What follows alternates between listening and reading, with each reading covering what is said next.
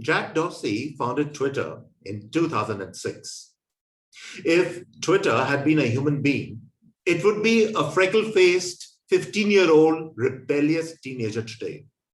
Why a rebellious teenager, you might ask? I say this because Twitter has picked up countless fights with governments all over the world, especially in its teenage years.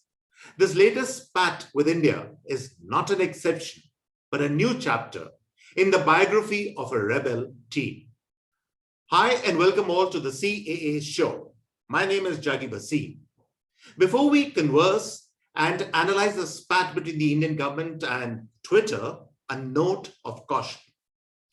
Brevity is the soul of a media entity like Twitter, but in this episode, we will be expansive in our exploration of the relationship between the Indian government as a parent and Twitter as an unrepentant rebel.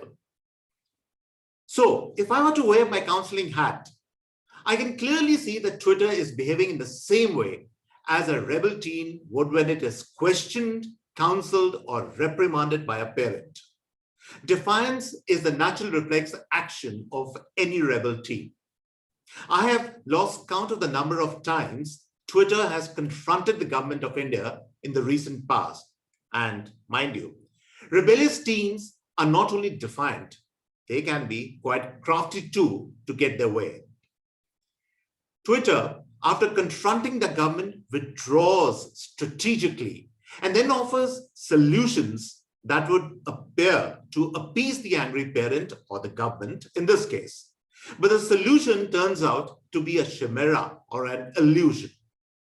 Now, take for instance the appointment by Twitter of Jeremy Kessel as a grievance officer for India to ostensibly meet an important demand of the government rules.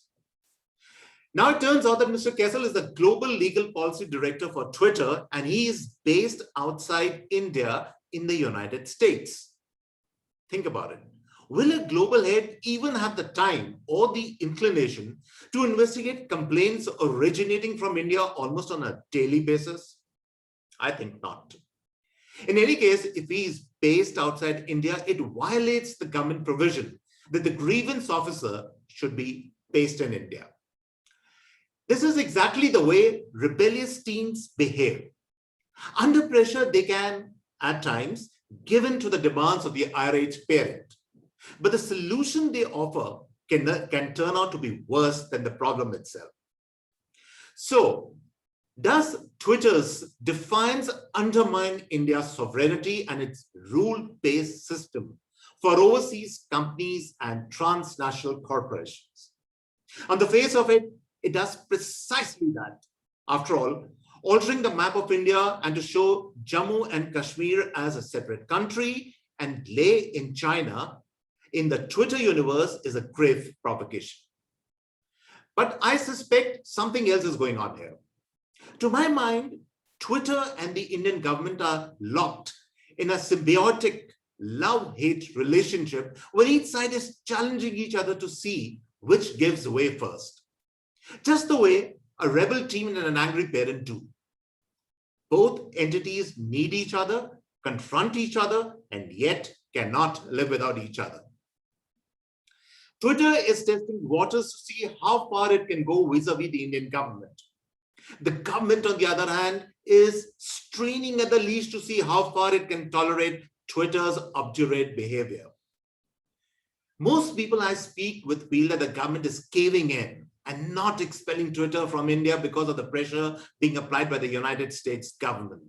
Honestly, I think this conspiracy theory is very far-fetched. What is probably true is that however rebellious the child, does a parent ever let go of the child or disown him or her? I think not. And if that indeed be true, then it begs the question, what is going on between these two entities? My short answer is that both sides desperately need each other. One of Twitter's biggest accounts in the world is that of the Indian Prime Minister, Mr. Narendra Modi. More than 60 million people follow the Prime Minister on Twitter. Twitter absolutely needs this account. It wants to be part of the Indian story, not so much for immediate profits, but to build its own valuation. The Modi government also needs Twitter because Mr. Modi, through his 60 million followers, gets an incredible reach, especially in the English-speaking world, to project his persona and policies. Also, keep in mind, we live in the age of the soundbite, the quotable quote, the snappy one-liner that make or break careers. Brevity is the soul of not only Twitter, but also that of the Indian politician. The sheer convenience of summing up a politician's outreach in 280 characters cannot be underestimated. The rise of Twitter superstars like Mr. Shashi Tharoor is a case in point. So, both sides need each other, yet differences persist.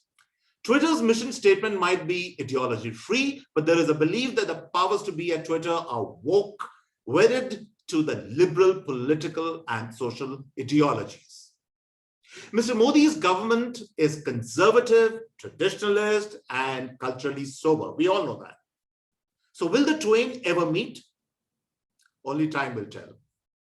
So goodbye for now, as I have to go and check my Twitter account for the latest news.